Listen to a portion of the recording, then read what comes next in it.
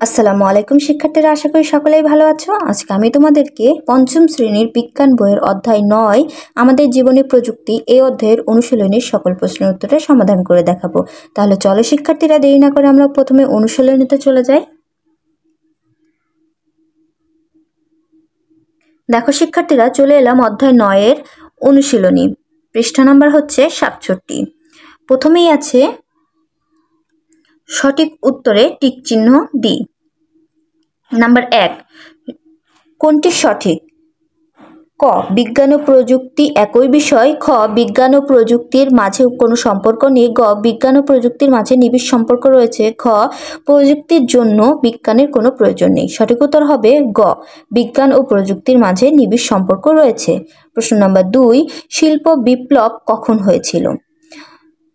ক, 17 শতকে। খ, 18 শতকে। গ, 19 শতকে। ঘ, 20 শতকে। সঠিক উত্তর হবে খ, 18 শতকে। প্রশ্ন নাম্বার 3, কোনটি রাসায়নিক প্রযুক্তি? ক, সার। খ, ট্রাক্টর। গ, উচ্চ ফলনশীল উদ্ভিদ। ঘ, সেচ পাম্প। সঠিক উত্তর হবে ক, সার। প্রশ্ন নাম্বার 4, নিচের কোনটি বৈজ্ঞানিক প্রক্রিয়া? ক, অধ্যয়ন। খ, অনুশীলন। গ, লেখা। ঘ, পর্যবেক্ষণ। সঠিক উত্তর হবে ঘ, পর্যবেক্ষণ।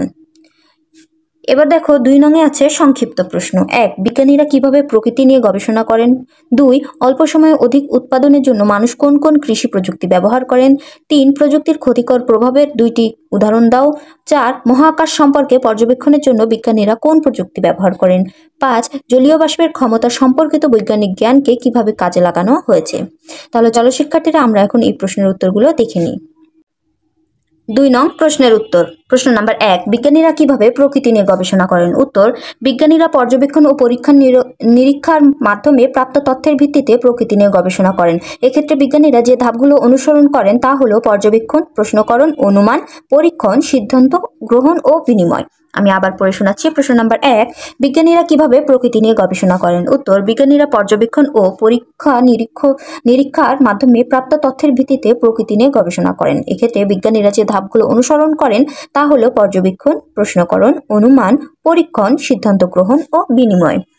প্রশ্ন নাম্বার 2, অল্প সময়ে অধিক উৎপাদনের জন্য মানুষ কোন কোন কৃষি প্রযুক্তি ব্যবহার করে? উত্তর, অল্প সময়ে অধিক উৎপাদনের জন্য মানুষ নিচের প্রযুক্তিগুলো ব্যবহার করে। নাম্বার 1, যান্ত্রিক প্রযুক্তি, যেমন ট্রাক্টর, সেচ পাম্প, মাড়াই যন্ত্র ইত্যাদি। নাম্বার 2, রাসায়নিক প্রযুক্তি, যেমন রাসায়নিক সার ও কীটনাশক। নাম্বার 3, জৈব প্রযুক্তি, যেমন মানুষের উদ্ভাবিত পোকামাকড় বিরোধী ও উচ্চ ফলনশীল বিভিন্ন উদ্ভিদ ইত্যাদি। আমি আবার পড়ে শোনাচ্ছি। প্রশ্ন নাম্বার 2, অল্প সময়ে অধিক উৎপাদনের জন্য মানুষ কোন কোন কৃষি প্রযুক্তি ব্যবহার করে? উত্তর, অল্প সময়ে অধিক উৎপাদনের জন্য মানুষ নিচের প্রযুক্তিগুলো ব্যবহার করে।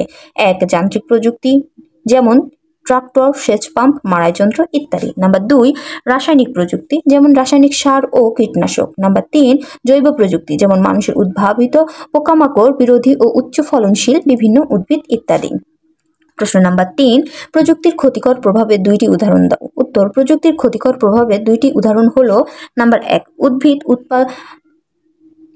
নাম্বার 1, বিদ্যুৎ উৎপাদন কেন্দ্রে কয়লা পুড়িয়ে বিদ্যুৎ উৎপাদনের ফলে বায়ু দূষিত হয়। এই বায়ু দূষণ বৈশ্বিক উষ্ণায়ন ও অ্যাসিড বৃষ্টির মতো পরিবেশের উপর বিভিন্ন ক্ষতিকর প্রভাব সৃষ্টি করে। নাম্বার 2, আধুনিক প্রযুক্তির সবচেয়ে ভয়াবহ ব্যবহার হলো যুদ্ধের অস্ত্র তৈরি ও এর ব্যবহার, যেমন বন্দুক, বোমা, ট্যাঙ্ক ইত্যাদি। আমি আবার পড়ে শোনাচ্ছি।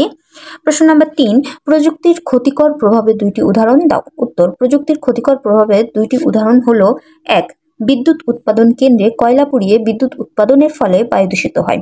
এই বায়ু দূষণ বৈশ্বিক উষ্ণায়ন ও অ্যাসিড বৃষ্টির মতো পরিবেশের উপর বিভিন্ন ক্ষতিকর প্রভাব সৃষ্টি করছে। নাম্বার 2, আধুনিক প্রযুক্তির সবচেয়ে ভয়াবহ ব্যবহার হলো যুদ্ধের অস্ত্র তৈরি ও এর ব্যবহার, যেমন বন্দুক, বোমা, ট্যাঙ্ক ইত্যাদি। প্রশ্ন নাম্বার 4, মহাকাশ সম্পর্কে পর্যবেক্ষণের জন্য বিজ্ঞানীরা কোন প্রযুক্তি ব্যবহার করেন? উত্তর, মহাকাশ সম্পর্কে পর্যবেক্ষণের জন্য বিজ্ঞানীরা দূরবীক্ষণ যন্ত্র ব্যবহার করেন। আমি আবার পড়ে শোনাচ্ছি। নাম্বার 4, মহাকাশ সম্পর্কে পর্যবেক্ষণের জন্য বিজ্ঞানীরা কোন প্রযুক্তি ব্যবহার করেন? উত্তর, মহাকাশ সম্পর্কে পর্যবেক্ষণের জন্য বিজ্ঞানীরা দূরবীক্ষণ যন্ত্র ব্যবহার করেন। প্রশ্ন নাম্বার 5, জলীয় বাষ্পের ক্ষমতা সম্পর্কিত বৈজ্ঞানিক জ্ঞানকে কিভাবে কাজে লাগানো হয়েছে? উত্তর, জলীয় বাষ্পের ক্ষমতা সম্পর্কিত বৈজ্ঞানিক জ্ঞানকে কাজে লাগিয়ে মানুষ বাষ্পীয় ইঞ্জিন উদ্ভাবন করেছে। এই বাষ্পীয় ইঞ্জিন নিম্নোক্ত কাজে ব্যবহৃত হয়: 1.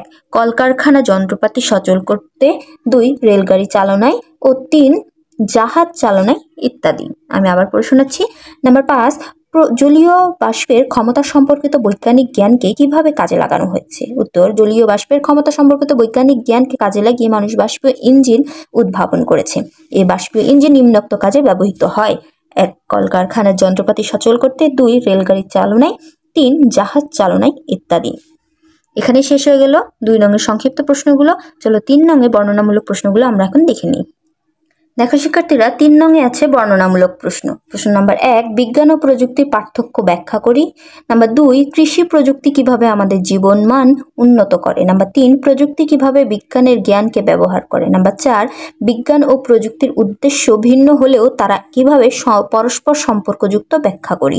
চলো শিক্ষার্থীরা, আমরা এই প্রশ্নের উত্তরগুলো দেখে নিই। 3 নং প্রশ্নের উত্তর। প্রশ্ন নাম্বার 1, বিজ্ঞান ও প্রযুক্তির পার্থক্য ব্যাখ্যা করি। উত্তর, বিজ্ঞান ও প্রযুক্তির পার্থক্য নিচে ব্যাখ্যা করা হলো। 1. বিজ্ঞান হলো প্রকৃতি সম্পর্কিত জ্ঞান, যা পর্যবেক্ষণ ও পরীক্ষা নিরীক্ষার মাধ্যমে প্রাপ্ত তথ্যের ভিত্তিতে প্রাকৃতিক ঘটনাকে ব্যাখ্যা ও বর্ণনা করে। আর প্রযুক্তি হলো আমাদের জীবনের বাস্তব সমস্যা সমাধানের জন্য বিজ্ঞানের ব্যবহারিক প্রয়োগ। নাম্বার 2, বিজ্ঞানীরা বিভিন্ন বিষয় নিয়ে গবেষণা করে এ সম্পর্কে আমাদের ধারণা বা জ্ঞান সৃষ্টি করেন।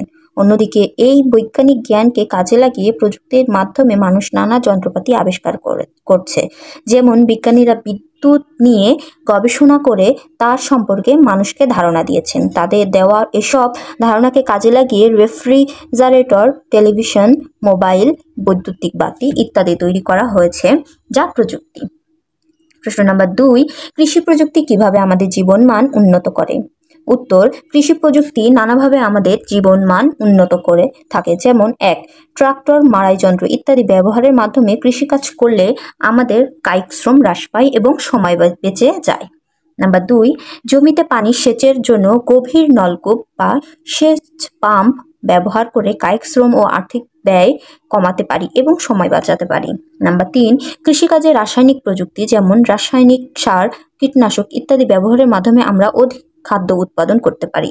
নাম্বার 4, কৃষিক্ষেত্রে জৈব প্রযুক্তি যেমন পোকামাকড় বিরোধী ও উচ্চ ফলনশীল উদ্ভিদ ব্যবহারের মাধ্যমে আমরা অল্প জমিতে অল্প ব্যয়ে অধিক খাদ্য উৎপাদন করতে পারি। উপরে বর্ণিত সবগুলো কাজই আমাদের জীবনমান উন্নত করতে ভূমিকা রাখে। প্রশ্ন নম্বর 3, প্রযুক্তি কিভাবে বিজ্ঞানের জ্ঞানকে ব্যবহার করে। উত্তর, বিজ্ঞান হলো প্রকৃতি সম্পর্কিত জ্ঞান। আমাদের জীবনের বাস্তব সমস্যা সমাধানের জন্য বিজ্ঞানের প্রযুক্তি উদ্ভাবন করা হয়। যেমন বিজ্ঞানীরা বিদ্যুৎ নিয়ে গবেষণা করে এ সম্পর্কে আমাদের ধারণা বা জ্ঞান সৃষ্টি করেছেন। এই বৈজ্ঞানিক জ্ঞানকে আবার রেফ্রিজারেটর, টেলিভিশন, মোবাইল এবং বৈদ্যুতিক বাতি উদ্ভাবনে কাজে লাগানো হয়েছে। বিজ্ঞানের জ্ঞানকে কাজে লাগিয়ে আজ প্রযুক্তি নানা ক্ষেত্রে ব্যবহার করা হচ্ছে, যেমন শিক্ষা, চিকিৎসা, যোগাযোগ, যাতায়াত ইত্যাদি। প্রশ্ন নাম্বার 4, বিজ্ঞান ও প্রযুক্তির উদ্দেশ্য ভিন্ন হলেও তারা কিভাবে পরস্পর সম্পর্কযুক্ত ব্যাখ্যা করি। উত্তর, বিজ্ঞান হলো প্রকৃতি সম্পর্কিত জ্ঞান আর প্রযুক্তি হলো আমাদের জীবনের বাস্তব সমস্যা সমাধানের জন্য বিজ্ঞানের ব্যবহারিক প্রয়োগ।